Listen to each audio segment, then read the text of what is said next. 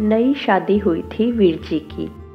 धीरा उसकी पत्नी का नाम था। अत्यंत सुंदर और बहादुर औरत। तीर कामठी लेकर वीर जी एक दिन शिकार के लिए जंगल गया था।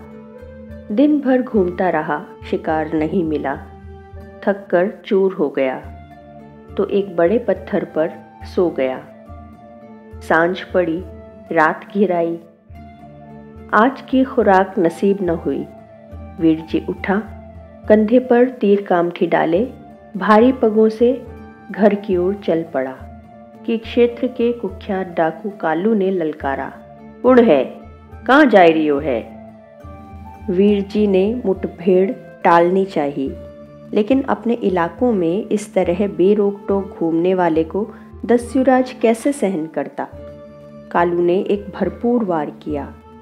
वीर जी धराशायी हो गया, लुढ़क पड़ा एक ओर, संज्ञाहीन।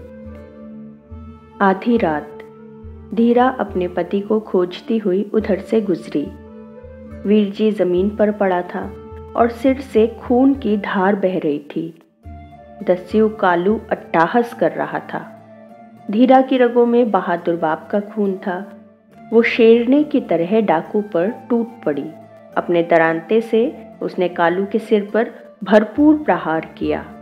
कालू हतप्रभ, अब वो जमीन पर पड़ा कराह रहा था, निश्चेष्ट। इतने में वीर जी को होश आया। उसने आवेग से थरथराती पत्नी को देखा, फिर दस्यु को। अचानक दस्यु के माथे से झरती रक्त धार से उसने धीरा की मांग भर दी। उस बीहड़ में पास ही नदी बह रही थी। ऊपर चंद्रमा प्रसन्न होकर मानो चांदनी बरसा रहा था। पति पत्नी हर्षित और रोमांचित घर की ओर लौट रहे थे।